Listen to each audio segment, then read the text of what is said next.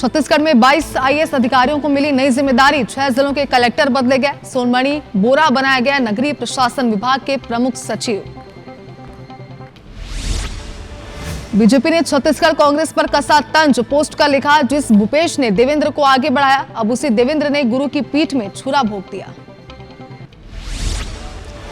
धमतरी के रिसाईपारा में घर में चंगाई सभा का विरोध। हिंदू संगठनों ने लगाया धर्मांतरण का आरोप। हंगामे के बीच मौके पर पहुंची पुलिस।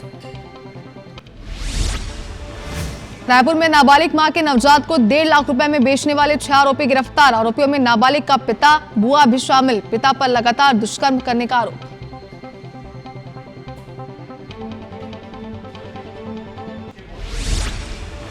रायपुर में भीषण सड़क हादसा। टोल बैरियर से टकराई यात्री बस। कुछ यात्रियों को आई चोट। पुलिस ने किया रेस्क्यू।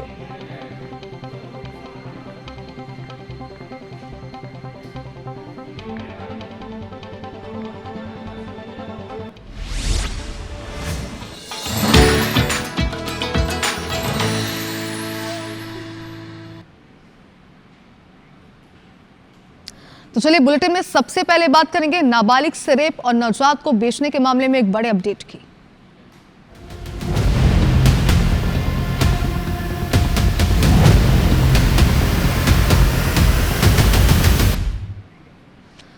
तो राजधानी रायपुर से एक ऐसी खबर निकलकर सामने आई है जिसने वाकई में सभी को हैरान कर दिया। यहां पर नाबालिग से रेप और नवजात को बेचने का मामला सामने आया। 16 साल की लड़की ने अपने पिता पर करीब 3 साल तक दुष्कर्म करने का आरोप लगाया है। थाने में शिकायत के बाद पुलिस ने आरोपी पिता, बुआ समेत कुल 6 लोगों को गिरफ्तार किया। मामला न्यू राजेंद्र नगर थाना क्षेत्र का है। पीड़िता ने अपनी शिकायत में यह बताया कि रेप के बाद वो 2 बार प्रेग्नेंट हुई थी। इस दौरान आरोपियों ने दवाई खिलाकर जबरदस्ती अबॉर्शन कराया। पुलिस के मुताबिक आरोपियों में फर्जी दस्तावेज तैयार कराने और पीड़िता को अस्पताल में भर्ती कराने से जुड़े लोग शामिल हैं। पुलिस के अनुसार पीड़िता ने शिकायत में यह भी बताया कि साल 2023 में अमलीडीह क्षेत्र में एक रिश्तेदार के घर पिता ने उसे जबरन शराब पिलाई और मारपीट किया और उसके बाद रेप किया। आरोप यह है कि पिता ने घटना के बारे में किसी को बताने पर जान से मारने की धमकी दी। देखिए, वाकई में हैरान करने वाली बात है कि एक पिता इतना हैवान कैसे बन सकता है। पीड़िता के मुताबिक इसके बाद आरोपी लगातार उसका शारीरिक शोषण करता रहा। इसी दौरान वो प्रेग्नेंट हो गई। जब उसने इसकी जानकारी अपनी बुआ को दी तो आरोप यह है कि बुआ ने पिता का साथ दिया और पीड़िता के साथ मारपीट कर उसे जबरन अबॉर्शन भी की दवा खिलाई है।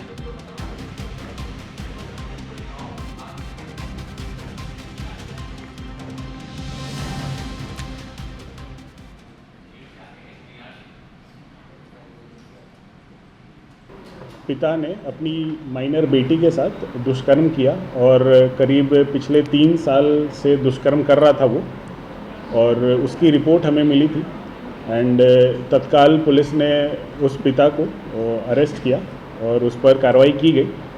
और जब आगे की और पूछताछ की गई तो जो माइनर हमारी पीड़िता है उसके बताए अनुसार वर्ष 2025 में एक बार पिता के कहने पर ही एक बार अवैध रूप से गर्भपात हो चुका था और जनवरी 2026 में इसी माह मतलब इसी साल उसने एक नवजात शिशु को जन्म भी दिया था।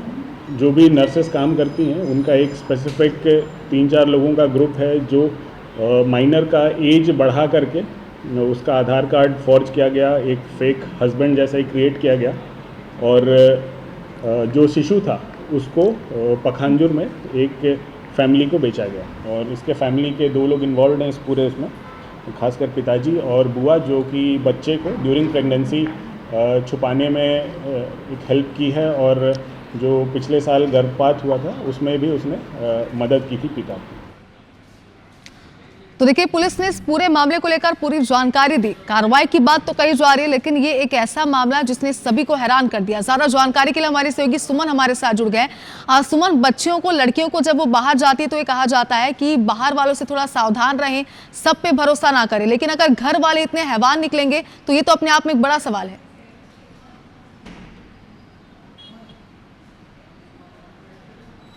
बिल्कुल, इस खबर से जुड़े हुए जो तथ्य हैं वो ज़हनी तौर पर इस खबर की डिटेल्स बताने के दौरान मुझे भी डिस्टर्ब कर रहे हैं, क्योंकि एक बेटी और पिता का जो रिश्ता होता है, इस खबर से जुड़े हुए जो फैक्ट्स हैं वो बहुत ही बुरे हैं।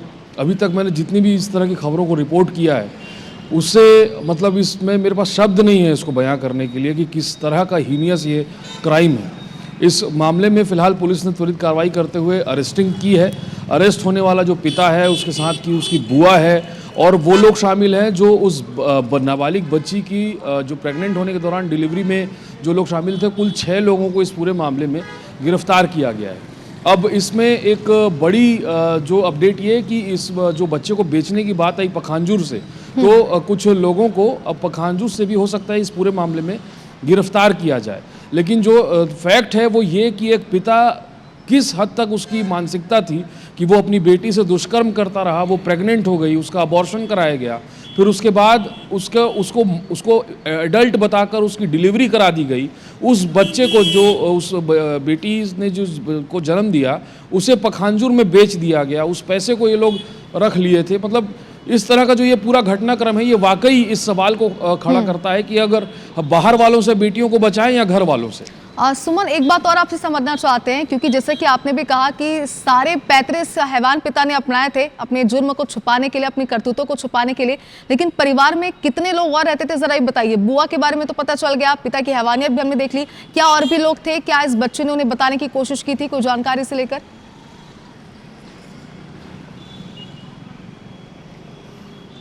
जी, अभी जो जानकारी उसके मुताबिक बच्ची की जो माँ है उसका 3-4 साल पहले निधन हो गया था।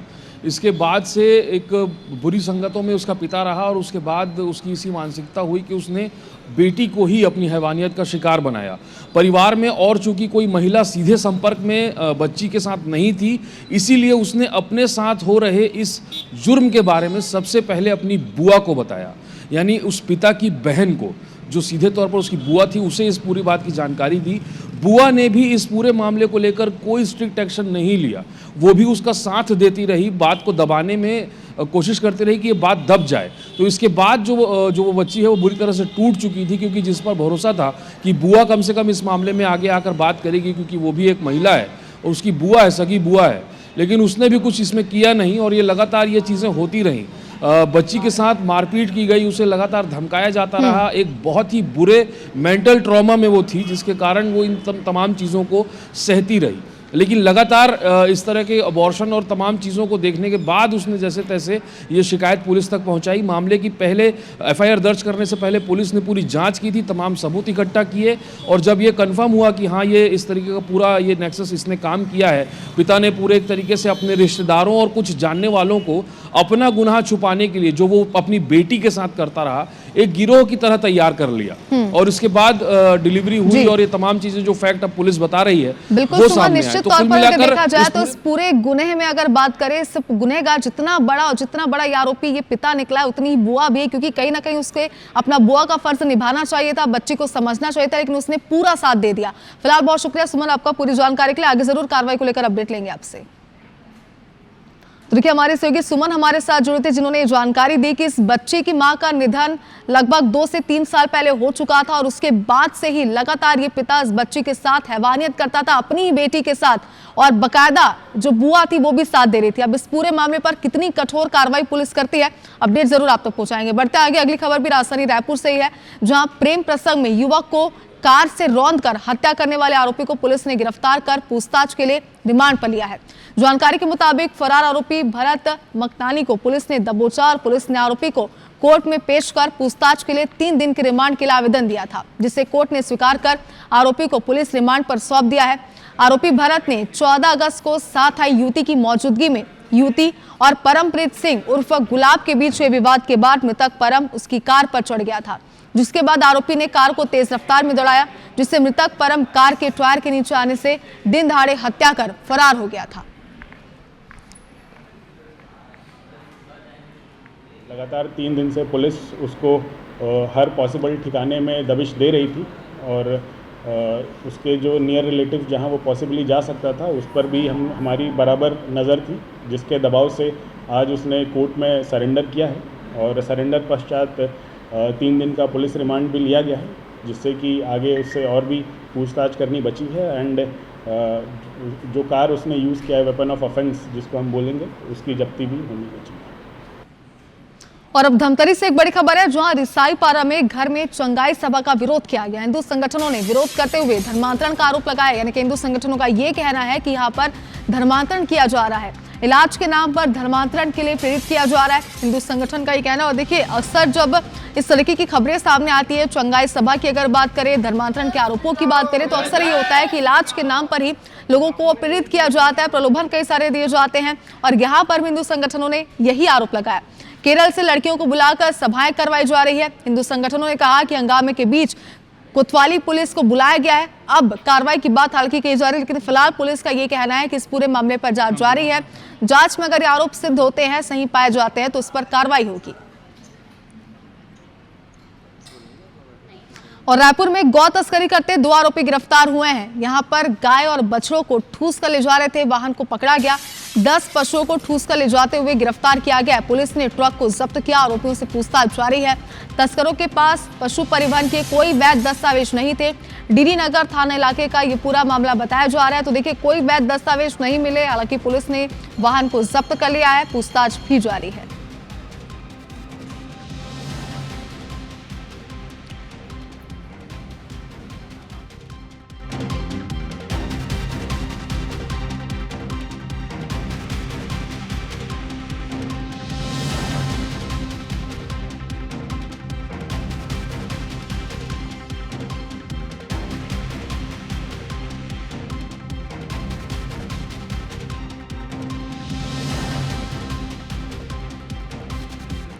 बढ़ते आगे, और धमतरी में सोशल मीडिया पर एडिटेड वीडियो वायरल कर भ्रामक जानकारी फैलाने के मामले में पुलिस ने 2 आरोपियों को गिरफ्तार किया। सिटी कोतवाली पुलिस ने आरोपियों के 2 मोबाइल फोन भी जब्त किए हैं। पुलिस को मोबाइल से वीडियो से जुड़े डिजिटल सबूत मिले।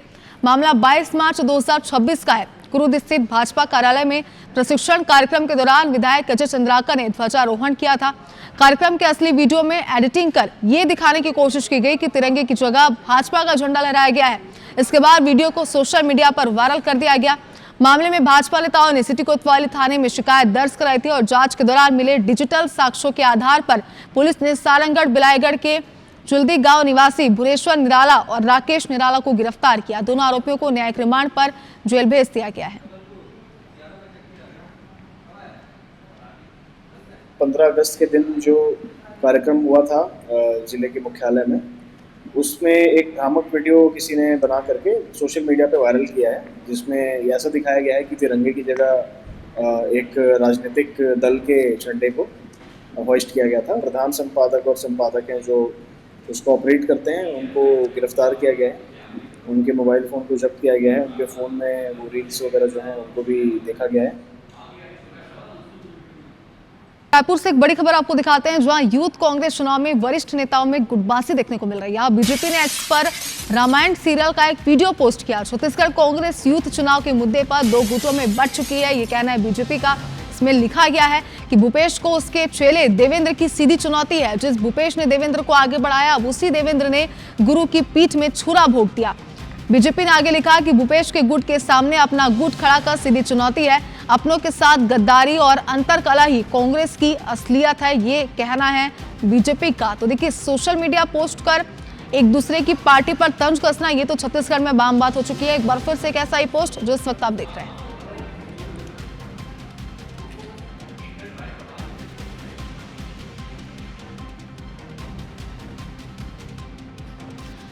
और छत्तीसगढ़ में एक बड़ी प्रशासनिक सर्जरी की गई है। राज्य सरकार ने 22 आईएएस अधिकारियों और 1 आईएफएस अफसर का तबादला कर दिया है। बता दें कि 6 जिलों के कलेक्टर समेत जिला पंचायतों के सीईओ और सचिवों के प्रभार भी बदले गए हैं। सामान्य प्रशासन विभाग ने पदस्थापना आदेश जारी कर दिया है। अब आपको बताते हैं ग्राफिक्स के माध्यम से भी कि किन्हें कहां की जिम्मेदारी मिली है।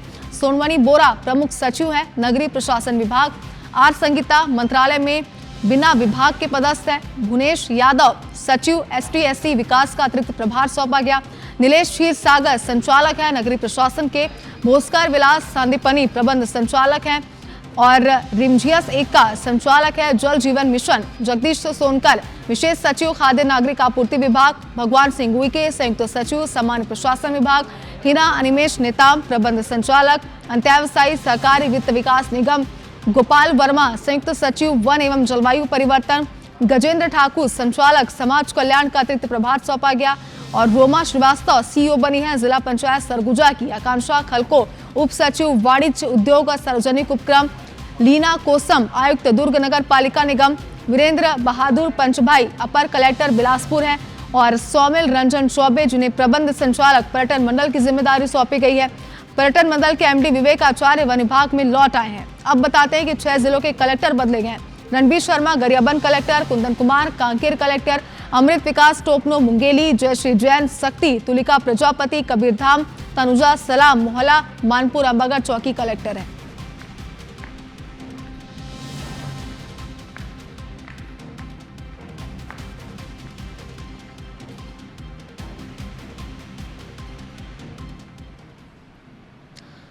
तो शिक्षा, सम्मान और सपनों को नई उड़ान देने का संकल्प आज छत्तीसगढ़ की राजधानी रायपुर इसका गवाह बने जा रही है। उस पल की जब मेहनत, लगन और प्रतिभा को मंच मिलेगा। रायपुर में आज आयोजित होने जा रहे IBC 24 स्वर्ण शारदा स्कॉलरशिप सम्मान समारोह में रायपुर संभाग की 12वीं बोर्ड की मेधावी छात्राओं को मुख्यमंत्री विष्णु देसाई सम्मानित करेंगे। शिक्षा के पंख, सपनों की है उड़ान। IBC 24 फिर लेकर आया एक खास सम्मान। राज्य की वो छात्राएं जो 12वीं में बनी हैं, अपने जिले की पहचान। मुख्यमंत्री विष्णुदेव साय के हाथों होगा सम्मान। फिर दी जा रही है 50,000 रुपए की स्कॉलरशिप ताकि उनके सपने बने और महान। जारी है 1 दशक का सफर, शिक्षा के शिखर पर खड़ी बेटियों के सम्मान का मंच। आइए मिलकर करें सलाम टॉपर बेटियों को, जो लिखेंगी सुनहरे कल की इबारत। IBC 24 स्वर्ण शारदा स्कॉलरशिप 2026, बेटियों का संबल ताकि संवर सके कल। लाइव शाम 4 बजे सिर्फ IBC 24 पर। बात करते हैं खाद्य विभाग के अभियान बने खाबो बने रहिबो 2.0 की। कई जगहों में रेट कर खाद्य पदार्थों के सैंपल लिए गए। माना थोक मार्केट से गोवर्धन और धौलपुर घी के लिए सैंपल लिए गए। गुड़ियारी बाजार से धौलपुर फ्रेश घी और अनिक घी के सैंपल लिए गए। पचपेड़ी नाका में काऊ घी और डालडा वनस्पति घी के भी सैंपल लिए गए। शहर के कई इलाकों से गेहूं, चना दाल, मसूर दाल के भी सैंपल लिए गए। जांच के लिए लैब भेजे गए सैंपल और रिपोर्ट के बाद कोई कार्रवाई की जाएगी। तो देखिए, जिस तरीके से अभियान चलाया जा रहा है, कहीं ना कहीं इसका मकसद सिर्फ इतना ही है कि जो आम जनता है वो सही चीजें खाए। क्योंकि जब हम मार्केट जाते हैं, खाने पीने की चीजें खरीदते हैं, तो आम जनता को, आम उपभोक्ता को ये स्पष्ट नहीं होता क्या खरीदना है, कैसे खरीदना है, क्या चीजें खाने की लेनी है और नहीं लेनी है। ये अभियान इसी के तहत चलाया जा रहा है। तमाम जो खाद्य पदार्थों की, चाहे वो कारखाने हो, दुकानें हो, यहाँ पर टीम पहुंच रही है। खाद्य विभाग की सैंपल लिए जा रहे हैं। सैंपल लेने के बाद अब रिपोर्ट के बाद ही कोई कार्रवाई होगी।